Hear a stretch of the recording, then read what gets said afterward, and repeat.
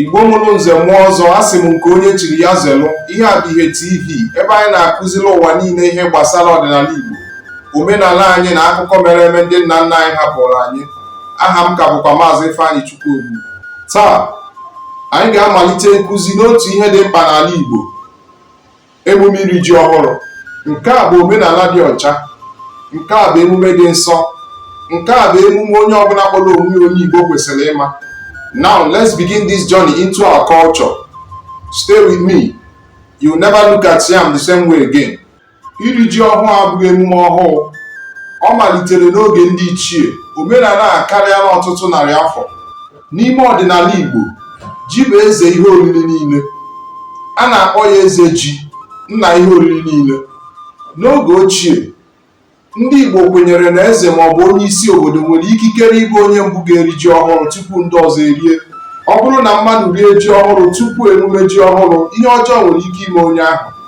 Nkwenkwe a bụ nke siri ike n'etiti ndị Igbo. Emume a pụtara ihe n'ọtụtụ obodo Igbo dị iche iche dịka Nri, Nnewi, Ọka, Owerri, Arọchukwu, Nsụka na ọtụtụ obodo ndị ọzọ. Obodo ọbụla nwere usoro ha ji eme nke ha, mana emume ji ọhụụ nwere otu ebumnobi: ikele Chukwu okike abịama. Ọ dịkwa mkpa ka ịmata na ndị Igbo ji ji chọọ ogo nwoke. Ọba ji na-eweta mkpali ma ọ bụ nkwanye ùgwù nye nwoke ọbụla.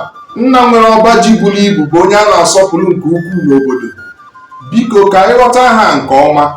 Iri ji ọhụrụ, gịnị ka ọ pụtara?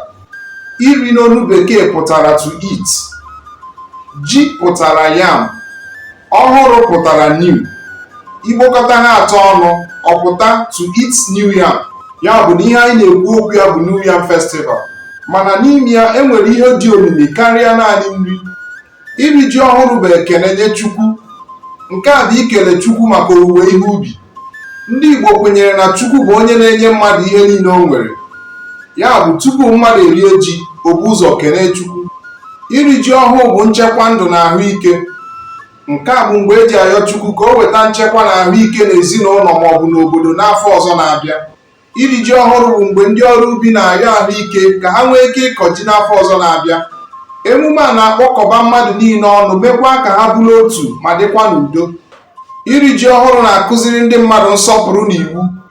Eze ma ọ bụ onye isi obodo bụ onye mbụ ga-eri ji n'obodo. Nke a na-akụziri ụmụaka na ndị ntorobịa na iwu dị n'ọdịnala. Ụmụnne m, ihe gbasara emume iri ji ọhụrụ abụghị ihe a ga-akụzi otu ụbọchị. Dịka m si kwuo, emume a bụ otu n'ihe eji mara ndị Igbo. Ebe a ka anyị ga-akwụsị agba nke mbụ a.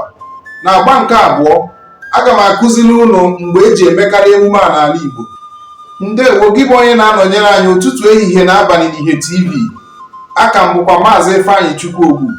Please don't forget to subscribe, comment, like and share. Igbo bụ otu, onye agha na nwanne ya.